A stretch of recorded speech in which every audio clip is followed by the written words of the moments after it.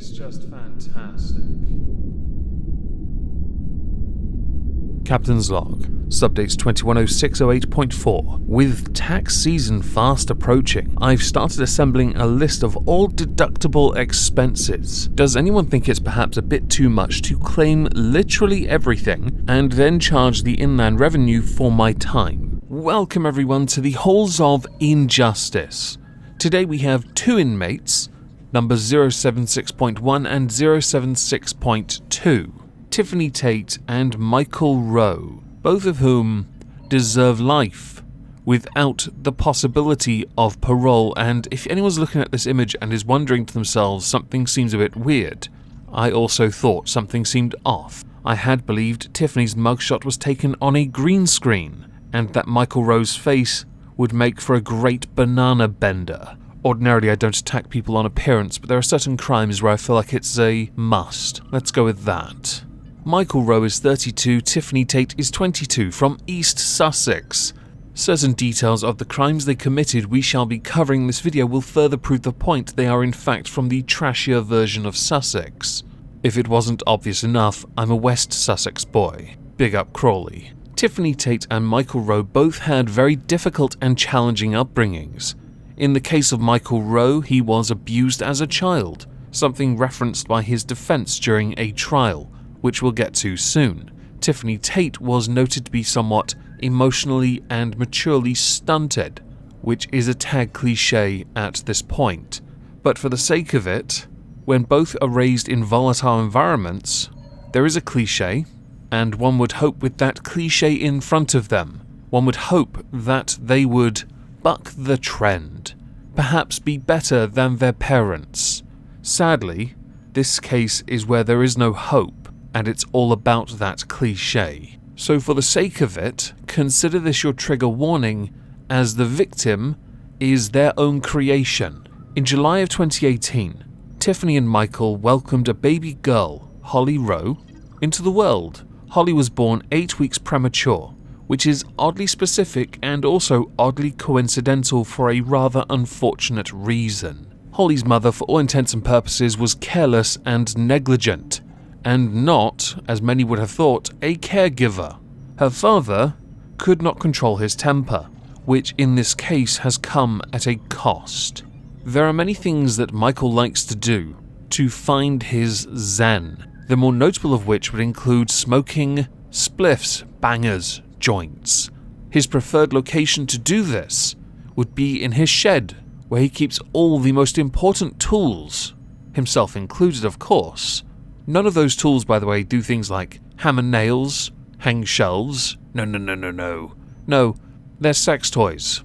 They're very different tools, used by a tool, on another tool. When one thinks of masturbation, or when one thinks of having a spliff, there is one after effect that most would think synonymous, and that would be you would no longer be angry. You would have calmed down. Especially if you've done both, you're going to be quite sleepy. Unless of course you're Michael Rowe and it's possible you weren't able to insert that plug as far as you wanted in yourself, which is now where this story is going to get pretty dark, because we're going to skip ahead from July 2018 to September 2018, 8 weeks after the birth of Holly Rowe.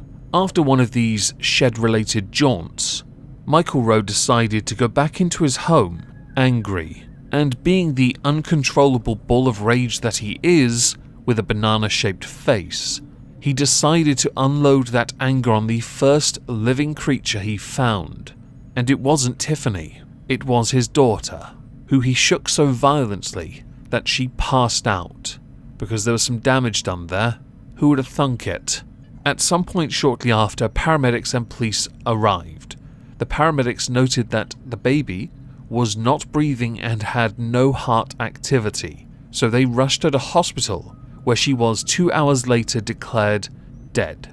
During that time, Michael Rowe decided that instead of being smart about this and honest, he decided to blame Tiffany, informing the police that the injuries she had sustained, there were a few others by the way, we'll get to them in a moment, were inflicted by her mother.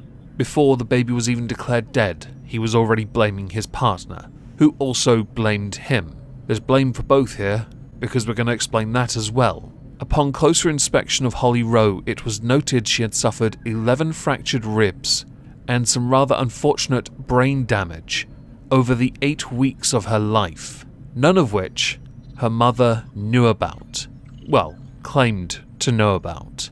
Both Tiffany Tate and Michael Rowe were arrested and charged with the murder of Holly Rowe. Once an investigation had begun, it was proven that Holly Rowe did in fact die at her father's hands, which didn't stop him from continually telling the police and the court when we get there that Tiffany was in fact the murderer.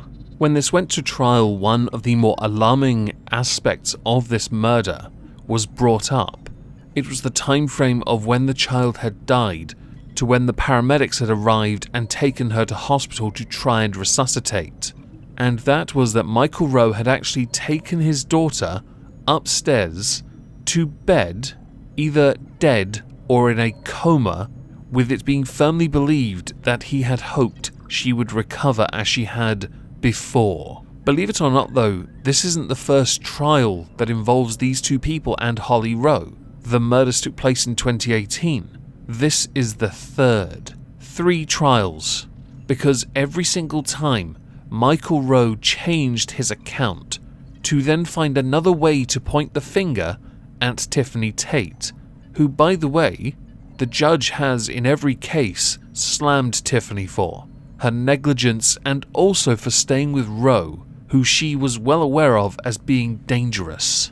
And the main reason she stayed, and this one bugs me for a number of reasons, is because she would willingly disregard the welfare of her daughter for fear of being thrown out of the house, meaning she did not take the necessary steps to protect her daughter from physical harm. And I fully understand why some people do fear these kind of futures and outcomes, but the child always comes first. Always. Then again, as was well documented in the trials, Tiffany Tate hardly had the patience to be a mother, which was why when it came to nighttime feeding, which coincidentally fell in line with the murder in question, Tiffany Tate was already in bed, because she didn't, as earlier stated, have the patience to wake up and feed her daughter. It's possible the earlier mentioned emotional maturity being lacking has a valid point here. It does not, though, in my mind, change the outcome. Eventually, at the end of this trial, both Tiffany Tate and Michael Rowe were found guilty, both for separate charges, but both will in fact be serving time in prison. For the sake of it, Michael Rowe had spent 550 days in prison. This does in fact count towards his sentence of life, with a minimum of 19 years after he was found guilty of murder. Tiffany Tate was found guilty of something else, something which, to me, is going to haunt her for the rest of her life, and that would be guilty of allowing her daughter's death, because she knew about Michael Rowe's violence, she knew about the assaults, and she still did nothing. But this is the part where I get annoyed. Michael Rowe got 19 years for murder. Tiffany Tate's sentence is 2 years 9 months, which to me is a bit short. So I'm going to now furnish you with details of my sentences along with an explanation why. Both Michael Rowe and Tiffany Tate, regardless of context, will be castrated because we cannot risk you further infecting the gene pool, and you will both serve life in the ISO cubes without parole because, seriously, we do not allow those who harm children, that includes both of you by the way, to leave, ever. Get in your cells, you disgusting, disgusting human beings. You're lucky I haven't got the Provost Sergeant here, because I'm going to tell you what he'd say. God f***ing say again! Mind your business! Is that right? Call large! We got a comedian here! I've never, ever, ever been told to mind my own business! Of all the men on this camp, you have to say to me, don't you laugh! Gentlemen, we have a crucifixion! And I'm not against the idea right now. So as we're done, I would very much like to know what you all think. So please do let me know in the comments down below and help drive up the engagement within this series. As I noticed within all the series I do, this is the one where I get like the fewest comments. and I am genuinely intrigued to know what you think.